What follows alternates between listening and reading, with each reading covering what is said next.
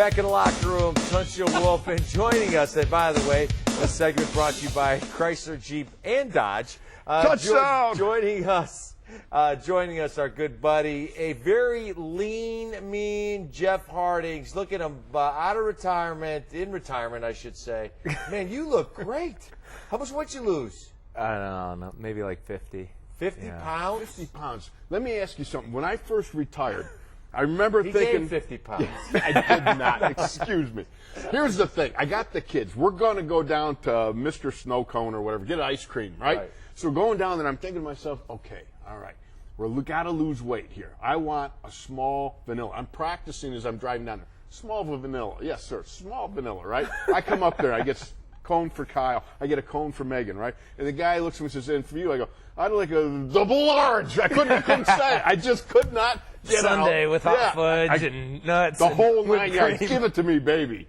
Oh, man. So how has it been for you? Did you go out with the idea I'm going to lose all this weight, or Can you say, give me a small? Yeah, I did. I mean, I was tired of eating, really. I was tired of taking shakes and 2 or 3 a day and eating and eating a meal for a night snack and a huge breakfast and snacks in between meals, and it was like a job. So when I retired from that job, and I did not retire from eating ice cream. I did a lot of the opposite. For lunch, I would have a couple pieces of apple pie and nothing else. Ooh. That's the way I did it. All right. You can ask my wife for Get that sweet tooth going. Yeah, we'd make a chocolate cake, and I'd eat it for lunch, dinner, and night snack. I like that. Because I could, it was good, yeah, it was fun. When do you get up around our age? It doesn't work anymore. Yeah, I'm not looking forward to it. Now, it's funny that Wolf makes a point of when he first retired. When I first retired, that first summer, we went on vacation down to the Carolinas, and we were on the beach, and we took like 10 days, and I was like having the greatest time. I go, so this is what normal people do in the summer. What was your summer like? Oh, I told you, Tunch, I haven't seen the gym in like 3 months. Uh-huh. I mean, seriously, that's the one thing that I did think at least 3 years ago when I contemplated retirement, and I was thinking, I'll still work out for sure, but the last 3 years, it's like retiring from any job. You don't want to do that. At least for me, it has been, and it's been hard to go to the gym. It's been hard to even stretch out or anything like that so far, but my body's getting to the point where I want to get back to that, but it's been I shouldn't say it's been hard. It's been hard. Yeah, it's been hard to go to the gym. It's been easy to not. So I haven't worked out, and the summer has just been spending a lot of time with the kids, every minute of every day, and just enjoying them. They're back to school now, so I think I'm back to, get to work, of course, with Urban Impact. That's, big reason why I came back, or the reason why I came back to Pittsburgh and moved back here.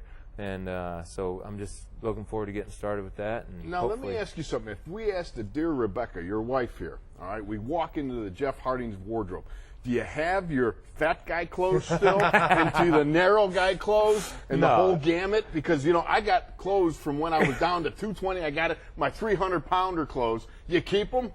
No, it's gone. It's gone? It's Boom. gone, yeah. So there's not a chance. You'll not break ranks. You'll not. Oh, I'm not saying there's not a chance. Who knows? But I'm going to try not That's to. true. That's true. Like I said, right now, I don't look forward to big meals very often. I occasionally like to splurge, but it was seriously so much work to keep that weight on that I was tired of eating, and it's been easy to not do that. But of course, you never know.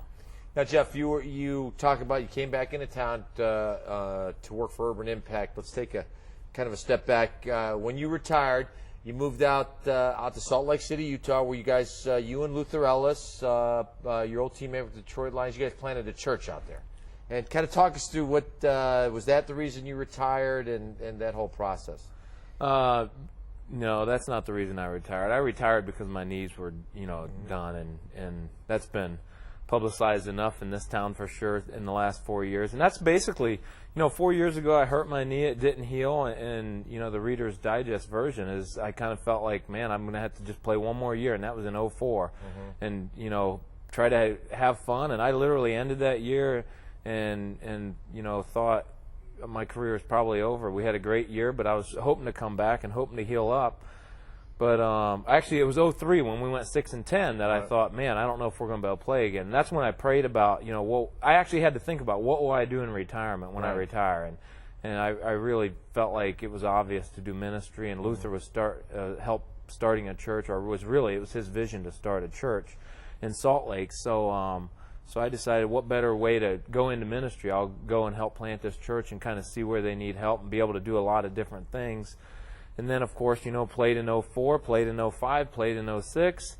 And in those 3 years, I got more and more involved with Urban Impact and Play Ball for Kids, which, we had that on part last of the week, ministry. Yeah, so you heard about it last week. It's just right across the river on the North Shore and on the north side. And in those 3 years, in the last 9 months, having not really got involved in Salt Lake, then Ed came out and kind of talked to me about staying involved with Urban Impact. And between my wife and I, it became obvious that, that's where in the last 3 years God had continued to work in my heart to do ministry with these inner city kids and help Ed out in any way that I can, starting with Play Ball for Kids, which is really a big fundraiser for them to be able to do their programs, and partnering the Steeler players and the Steelers organization, even helping out the Steeler players with companies and individuals in Pittsburgh to raise money for Urban Impact. So that's what I really love about the program. You have a tremendous amount of guys that you played with that were into that play ball with kids. Yeah. How many guys? Was it 31? Yeah. 31 guys came out to the clinic That is this tremendous. Yeah, we started with that football clinic probably about 4 or 5 years ago, and maybe like 6 guys coming there, along with the Play Ball for Kids program, having 7 guys. And that was in 2003 when we had a bad year, and what we actually was doing was playing on the field to raise money. That didn't turn out very good, obviously, because nobody had a good year. Yeah, so that's when, in that off season, between myself and Ed, we kind of formulated this plan to form a legacy. Really, what we really wanted and what I wanted was a legacy, because, like I said, I was going to retire, and it was like, okay, well, if we're going to do this, what can we do to keep this going? Right. And the legacy has grown. So, like you said, 31 guys being part of the football clinic this year, and last year 18 guys being part of the full-time program during the season, playing ball for kids, and hopefully this year we'll have probably just as many. Danny Kreider is the guy that's kind of taken the baton from me, and I'll help him kind of keep that going. Now, have you talked to any of the guys that they know? Well, first of all, so you're out in Salt Lake, Utah, and you're out west. You got the mountains and the rivers, and it is kind of a recreation. He wants to know: paradise. Is there any place he can climb out Yeah, there? right. He wants to climb. I'd like to go climb, but rock climbing. At what point did you go? You know what, man? I want to go back to Pittsburgh.